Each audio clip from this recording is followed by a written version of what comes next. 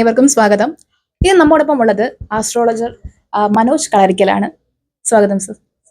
Okay sir, നമ്മൾ ജ്യോത്സ്യത്തിൽ തന്നെ പലതരം ജ്യോത്സ്യങ്ങളുണ്ട്. അതായത് നക്ഷത്ര ഫലങ്ങളായിട്ടായാലും പലതരം ജ്യോത്സ്യം എന്ന് പറയുന്നുണ്ട്. അതിൽ നിന്നിപ്പം വ്യത്യസ്തമായിട്ടുള്ള ഒരു ഇതാണ് കോർപ്പറേറ്റ് ആസ്ട്രോളജി എന്ന് പറഞ്ഞൊരു ടേം.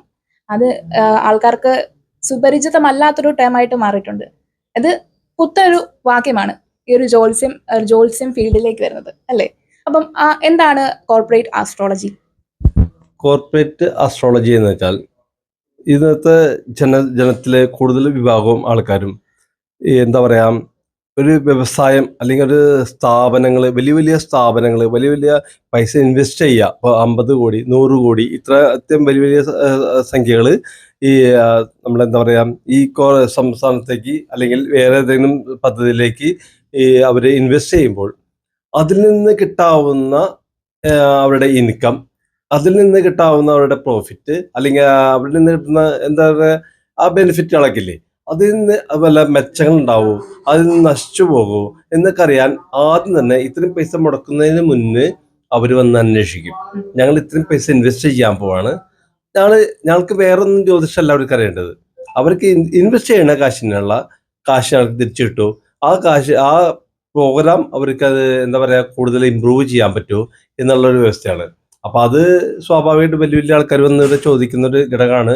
അപ്പൊ അവർക്ക് മാന്യമായിട്ട് അവർക്ക് ശരിയായിട്ടുള്ള അവരുടെ ഇപ്പോഴത്തെ ജാതക നില നോക്കിയിട്ട് അവർക്ക് ഏതാ ദശാസന്ധി എന്നും ഏതാ ദശാപഹാരനാഥൻ എന്നും അവർക്ക് ആ വ്യവസായം തുടങ്ങി അതിൽ നിന്ന് പുരോഗമനം ലഭിക്കുമോ എന്നും അറിഞ്ഞിട്ട് അതിനെ ഒരു നല്ല മോട്ടിവേഷൻ രീതിയിൽ അവരെ കാര്യങ്ങൾ പറഞ്ഞ് മനസ്സിലാക്കി കൊടുക്കുന്നതാണ് ആ കോർപ്പറേറ്റ് ജ്യോതിഷം എന്ന് പറയുന്നത്. ഈ കോർപ്പറേറ്റ് ജ്യോതിഷത്തിലൂടെ ഒട്ടനവധി ആളുകൾ വരുന്നുണ്ടല്ലോ. അപ്പം ഈ ഒരു ജ്യോതിഷത്തെ അല്ലെങ്കിൽ ഈ ഒരു കോർപ്പറേറ്റ് ഇപ്പം ഒരു പുതിയൊരു സ്ഥാപനം, ഒരു കോർപ്പറേറ്റ് സ്ഥാപനം വ്യവസായം തുടങ്ങുകയാണ്. അപ്പം താങ്കളുടെ അടുത്ത് വന്ന് ഈ കാര്യം ഇങ്ങനെ അറിയിച്ച് ഇതേപോലെ ഈ കാര്യങ്ങളെല്ലാം തീർച്ചയായും അതിലെന്താ വെച്ചാലേ, ഈ വലിയൊരു സ്ഥാപനം തുടങ്ങുമ്പോൾ ഏത് സ്ഥാപനം നമ്മുടെ പൊതുവായ ജനങ്ങൾക്ക് ഈ നമ്മുടെ ഈശ്വരന്മാരുടെ അനുഗ്രഹം, കാരണന്മാരുടെ അനുഗ്രഹം ഇതൊക്കെ വേണം. ഇതൊന്നും ഇല്ലാതെ ഒന്നും, ഈശ്വരാധീനമില്ലാതെ ഒന്നും നടക്കില്ല. അപ്പൊ ഇതിനെല്ലാം ഈശ്വരാധീനം വരുത്തുകയും ആ ഈശ്വരാധീനത്തിന് ആരിൽ നിന്നാണ് കുറവെന്ന് നോക്കുകയും അതിന്റെ കുറവ് നമ്മൾ പരിഹരിച്ചിട്ട് അവരുടെ വ്യവസായം ഇംപ്രൂവ് ചെയ്യുക, അതാണ് ഇതുകൊണ്ട് ഉദ്ദേശിക്കുന്നത്. അപ്പം ഈ ഒരു കോർപ്പറേറ്റ് ആസ്ട്രോളജി അറിയാൻ വേണ്ടി പല ജാതിയിലുള്ള ആൾക്കാർ സമീപിക്കുന്നില്ലേ? തീർച്ചയായും എല്ലാ നാനാജാതി ആൾക്കാർ വരുന്നതാണ്. അവരൊക്കെ ഞങ്ങൾ ഇൻവെസ്റ്റ് ചെയ്യുന്നത് അത് എന്താണ്, ഞങ്ങളുടെ ഇപ്പോഴത്തെ സ്ഥിതി എന്ത്, ഇനി ഇൻവെസ്റ്റ് ചെയ്ത് അതിന്റെ മുന്നിലുണ്ടാവുന്ന പ്രശ്നങ്ങളും പ്രതിബന്ധങ്ങളും എന്തൊക്കെയാണെന്ന് തീർച്ചയായും എന്താണ് അവരുടെ മറ്റൊരു കാര്യം. അപ്പൊ തീർച്ചയായിട്ടും ഇതുവരെ വന്നതിലൊക്കെ അവർക്ക് നല്ലൊരു പോസിറ്റീവ് എനർജിയാണ് കൊടുക്കാൻ എനിക്ക് കഴിഞ്ഞിരിക്കുന്നത്. അതിൽ ഞാൻ സന്തോഷമാണ്.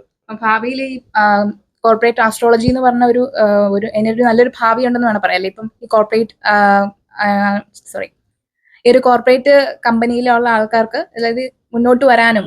പണ്ടൊക്കെ നമ്മള് ഒരു സ്ഥാപനം തുടങ്ങാന്ന് പറയുമ്പോൾ അതിന്റെ ശരിക്കും പറഞ്ഞാൽ അതിൻ്റെതായ കാര്യങ്ങൾ ക്ലിയർ ചെയ്യുള്ളൂ. നമ്മുടെ ഈ ഭാവി പ്രവേശിച്ചുള്ള കാര്യങ്ങൾ ചെയ്യാൻ പാടില്ല.